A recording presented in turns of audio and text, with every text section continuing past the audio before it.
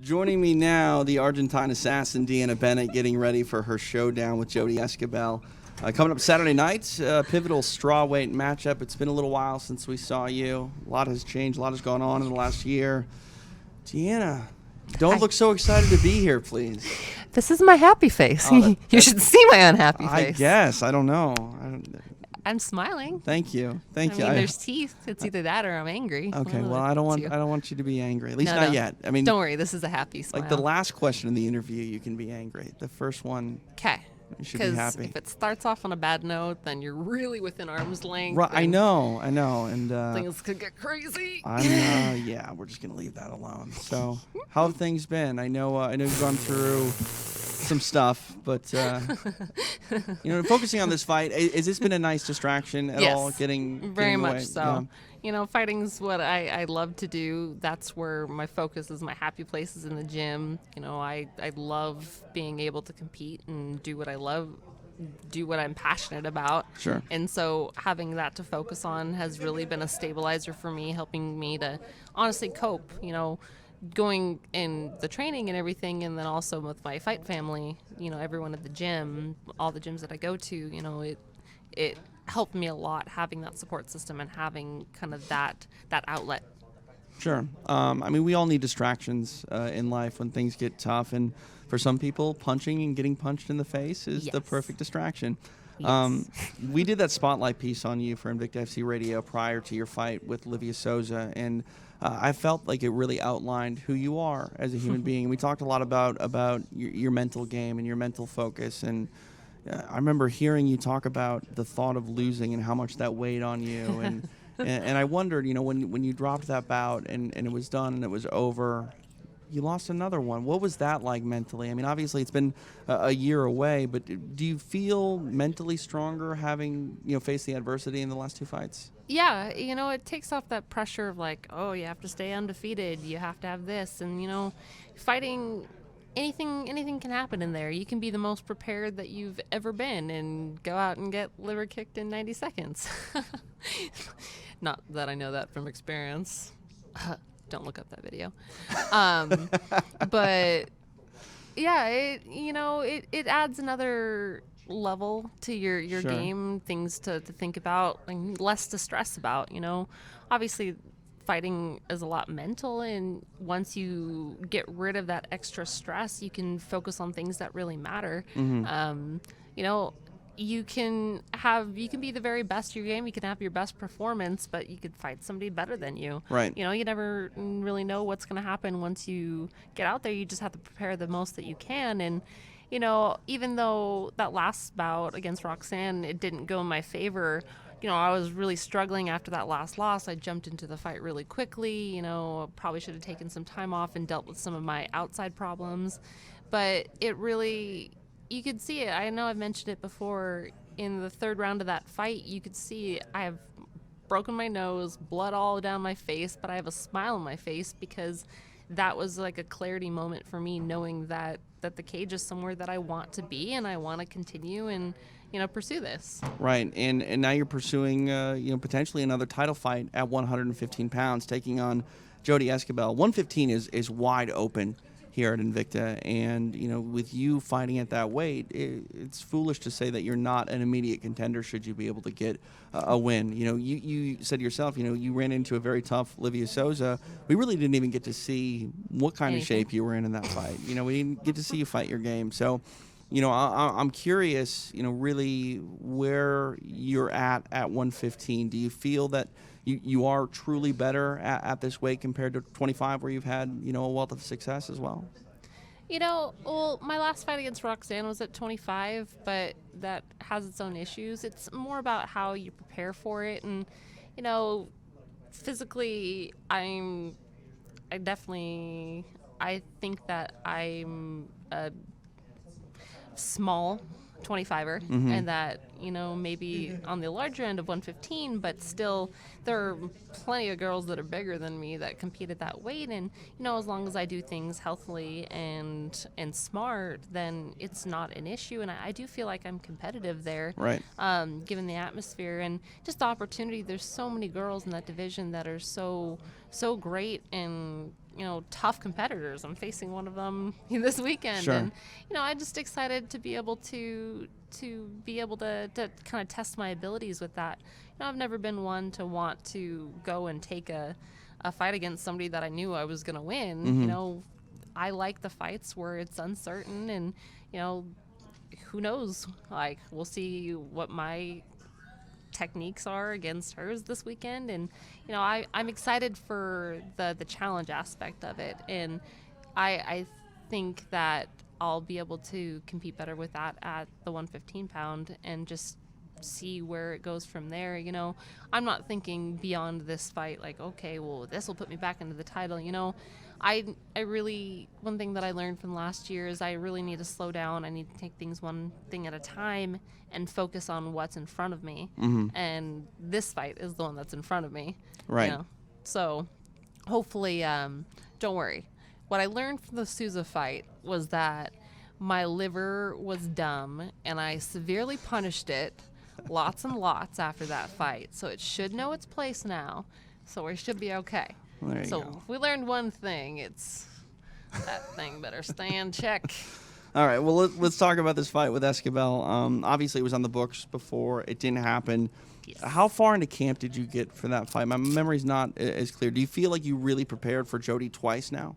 Yeah, I don't know if I would consider it preparing twice. Honestly, for me, it basically was just kind of an extended Right. fight camp as far as that goes, just because it was about a week and a half out where, my father passed away 2 Right. weeks before that fight. I wanted so badly to compete in there, for my own personal reasons, and then also, so you have an opponent, they've been training for you specifically for a long period of time. I never want to let that other person down and mess with them, whether it's mentally or game plan or anything like that. And so I felt bad about that aspect, but unfortunately the state of how I wasn't able to. Mm-hmm. But I was still in the gym and I was still training, and so they gave me the opportunity to reschedule it on this next card because of what happened Right. with her replacement opponent. And so it just kind of feels like just an extended fight camp, and that's something that I'm always in the gym. I'm the one that I'll show up and they'll be like, what are you doing here? You're not supposed to be here. I'm like, don't tell me how to live my life. Right. And Do what I want. Exactly. My coach hears that often. He saw a shirt with that and was like, oh, that's your shirt. And I'm like, see, I don't need to wear it because I do what I want. There you go. DeAnna, I mean, we've touched a little bit about the passing of your father. I lost my father 6-7 years ago at this point, and for me, I mean, obviously the loss of a parent is the only thing worse than that is losing a child. I think, you know what I mean. It's yeah. very, very difficult. Completely. And for me, not to insert myself into your story at all, but like I took that motivation. I lost 80 pounds. My father nice. had a lung problem and he couldn't breathe, and I was perfectly healthy. And when I walked upstairs, I couldn't breathe. So Wow. I needed to go ahead and do something. Yeah. You can use tragedies in life to motivate you. What is this fight like? Are you motivating yourself and trying to honor your father, not only with this fight, but the rest of your career and things like that? Definitely. I don't want to, I want to dedicate this fight to this person. Obviously, he's somebody that I hold deeply. He was my biggest supporter. He's one of two people that literally would fly out to any of my fights. There were some fights where he would come out. I didn't even see him because he Right. showed up the day of the fight. I was already at the venue. He was there. And then he had to leave right after the show was done and get back to work. And so, just having that presence there was something that was important. And, anyone that I met, his friends or anything, would be like, oh, I saw your videos and your dad was telling me this and your dad was telling me that. And, even his last words to me, his last words were fight. I found out that he had the brain tumor and brain tumors. And I flew out to Michigan, and he was in the hospital, and he was having a hard time talking just because of where the tumors were located in his brain. And, he could say one or two words, and so he would just point, and then he would punch his hands and just say, fight, fight. And then he'd point at me and just say, fight. And it's something like, it wasn't him telling me that I needed to. It's he knew how important it was to me and Right. how much I wanted to do it, and he wanted to know and support me with that. And so that's definitely something that I want to take into my career, not just this individual fight, but, just even if, because he obviously he was at my last 2 fights. He saw how they went, and he knew how badly I took that, but he still had hope for me for the future and for my career in this. And Right. so, that's something that I think about when I go to practice, and when I go, I'm having rough days, it could be worse, and just have to keep things in perspective. And so, I definitely, it's been a motivation for this fight camp, especially because it happened Right. basically in For the middle sure. of this fight camp. And so it's been a driving force for me just to be the best fighter that I can be. DeAnna, I really appreciate you sharing that story. It's hard to do, and it really gives fans and everyone watching and listening to this kind of insight to where you're at. And I appreciate you sharing with us. And No problem. Well, best of thanks luck. for saying it. And Yeah. I'm just gonna go. You can just say that I have an itch, not that I'm getting frisky with your microphone. All right. Well, on that note, best of luck against Jodie Esquibel. Thank you. DeAnna Bennett joining us here in Invicta FC All Access this Saturday night, UFC Fight Pass. On Saturday night, we actually see the co-main event of Invicta FC 21 on Invicta FC 22 as Jodie Esquibel takes on DeAnna Bennett. Jodie, we were supposed to see this a couple months ago. Now we finally get it. What are your thoughts on this fight finally happening? Great.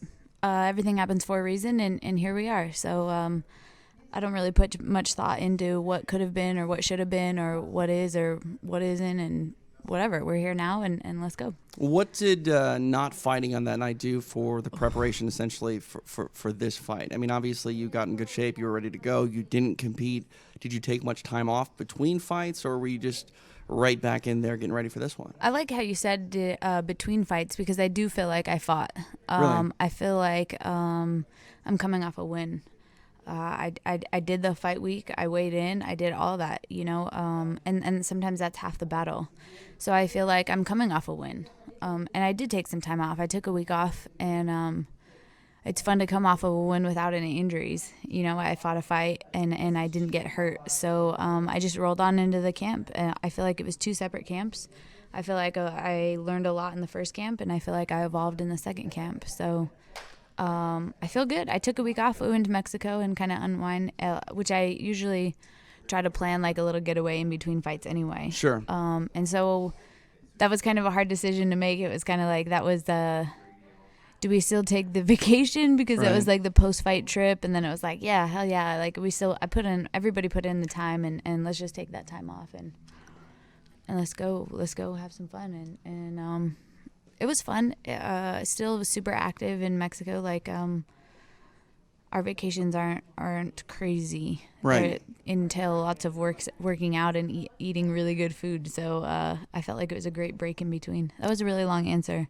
No, but I think it's a good answer, because I think a lot of people don't really understand what it means to actually go through that fight week, cutting the weight, Right. getting your body where it needs to be Mm-hmm. long before you even arrive in the city that you're competing in. It's a Right. long process. And, going through that emotionally, what was that like, though? Because, I mean, that had to be pretty hard to get ready for a fight and be right there and then have it just fall apart. Yeah, it was tough. I've never had it fall apart that close. I weighed in, went and took a nap, and then woke up to 5 missed calls from Shannon, and my heart just sank, because I was already there. Like, I was already fighting. I was, Right. I had not even the slightest thought that I wasn't going to step into the cage on Saturday night. So it was kind of, it's just a bit of a roller coaster, and you just gotta trust the process, and Sure. and in my head I thought, man, a couple pounds isn't a big deal. And so I was kind of already making the deal with myself, like, hey, it's okay if she missed weight, no big deal, it's fine. And then when it was a rather larger amount than what we thought, then it was kind of like I still had to make that deal again with myself. And luckily I have a management team and And because when you're a fighter, you're just going to fight. It doesn't matter. In the amateur days, we fought people that were 20 pounds heavier. Right. So yeah, why not?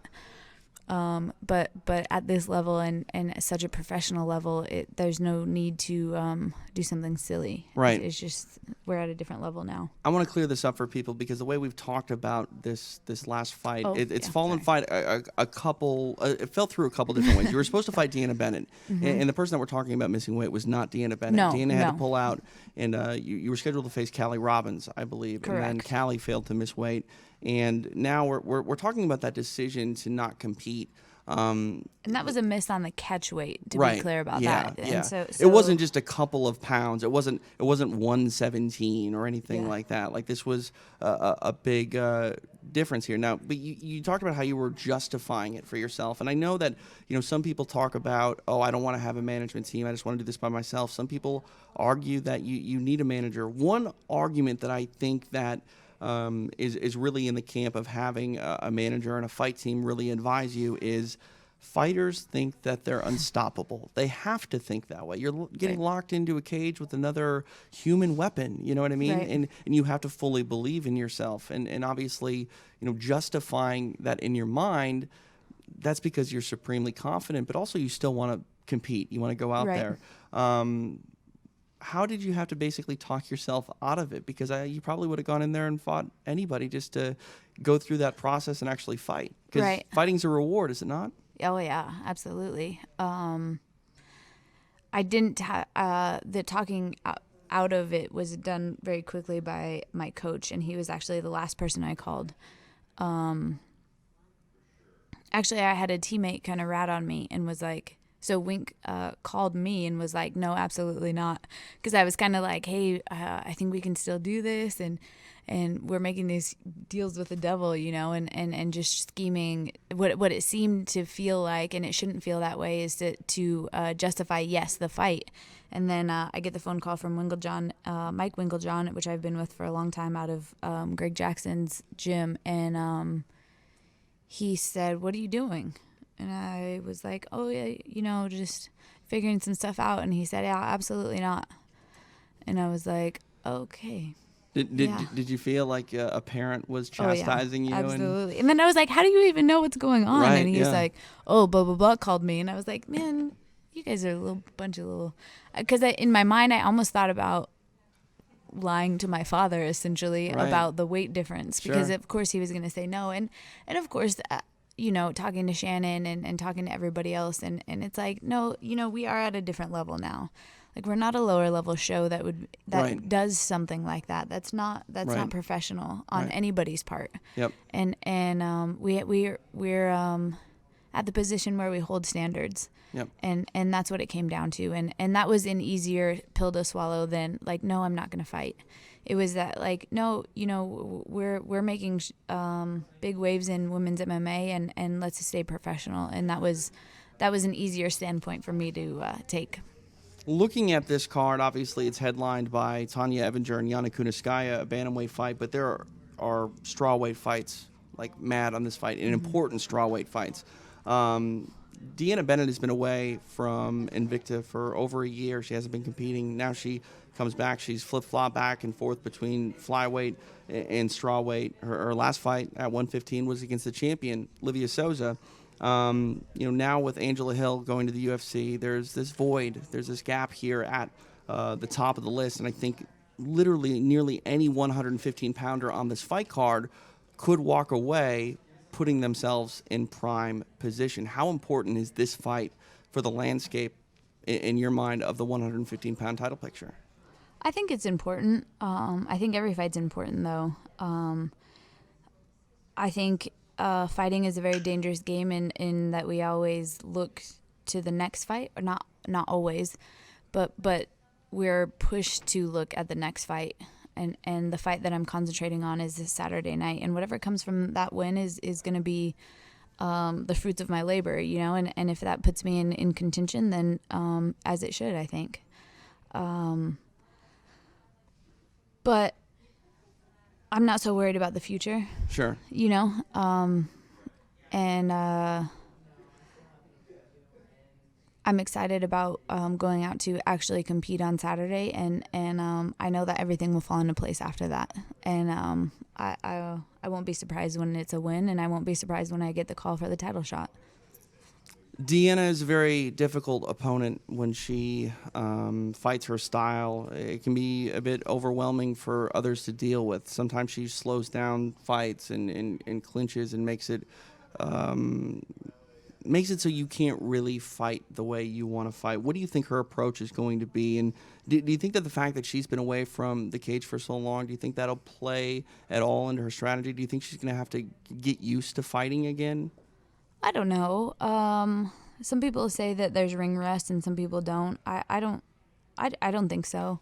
I think that I'll just expect that she'll be the best that she's ever been. You know, sometimes the time off is refreshing, and that's what I'll assume. I'll assume that I'm not going to assume that she's going to have to adjust at all. Why wouldn't she want to fight her fight? You know, and why wouldn't you want to slow me down? That would be a great. That's how I'd game plan against myself, you know, and that's the deal is you don't ever fight anybody else's fight. Right. Yeah. Right. No, for sure. It's about who gets to do what they want to do, and generally who does it the longest in a fight ends up the victor. So we'll see what happens coming up here on Saturday night. Jodie, I appreciate it. I think you're a strong factor here in this 115-pound title picture, and may the best athlete win on Saturday. Best of luck. Great. Thank you.